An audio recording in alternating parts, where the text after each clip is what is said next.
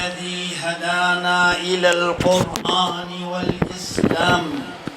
الحمد لله جمعنا وإياكم في محفل القرآن. الحمد لله الذي جمعنا وإياكم مع حفظة القرآن. بارك الله لنا وبارك لتلامذتنا وتلامذاتنا على حفظ القرآن الكريم. بارك الله لك يا معاذ الرحمن على تكميل القرآن. جعل الله مثواك في الجنان مع الأهل والوالدان، ونحن جميعا في الجنان يوم لقاء الرحمن. وصلاة الله وسلامه على خیر خلق اللہ نبی آخر الزمان. اللہ رب العالمین کا لاکھ لاکھ شکر ہے جس رب کریم نے ہم سب کو آج قرآن کی محبت میں یہاں جمع کی، اس جنگل میں منگل اور قرآن کے ایک محفل بپا کی.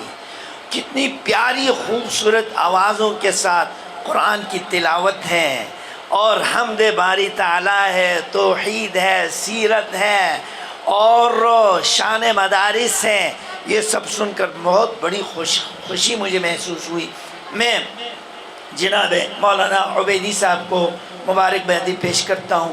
ان کے رفقائے کار، ان کے اہل خانہ، ان کے اساتذہ کرام کے لیے میں دعا گو ہوں. اللہ ان کی خدمات کو قبول فرما.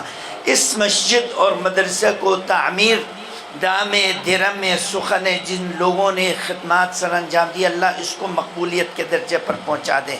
جن مشائخ نے حوصلہ افزائی کے لیے اپنی انتہائی اہم ترین اوقات صرف کر کے یہاں تشریف لائے ہیں، اللہ ان کی جو محبت قرآن میں یہاں جمع ہو ان کا آنا یہ قبول فرما. بات یہ ہے کہ یہ قرآن کریم سب سے آخری کتاب، سب سے پہلی کتاب جس کے پڑھنے والوں کو سب سے پہلے جنت میں پہنچایا جائے گا، اور افضل ترین کتاب جس ہستی پر اترا وہ محمد افضل ترین، جس سرزمین پہ اترے مکہ معظمہ وہ افضل ترین، جس مہینے میں اترے وہ افضل ترین، جس رات میں اتری وہ رات افضل ترین، جس دن میں تکمیل ہوئے عرفہ میدان الیوم اکملت لکم وہ دن افضل ترین. اور جن لوگوں کے سینے میں قرآن رکھنے اور یاد کرنے اور کروانے والے لوگ ہیں ان کے لیے فرمایا خیرکم من تعلم القرآن وعلمہ. یہ بہت بڑی اعزاز ہے. دنیا کے افضل ترین لوگ آج کے دور میں وہ لوگ ہیں جو قرآن پڑھتے ہیں اور پڑھاتے ہیں. سب سے بد نصیب مسلمان کلمہ پڑھنے کے باوجود قرآن جن کے سینوں میں نہیں، والذی لیس فی جوفی شیء من القرآن فهو کالبیت الخرب، وہ ویران گھر ہے.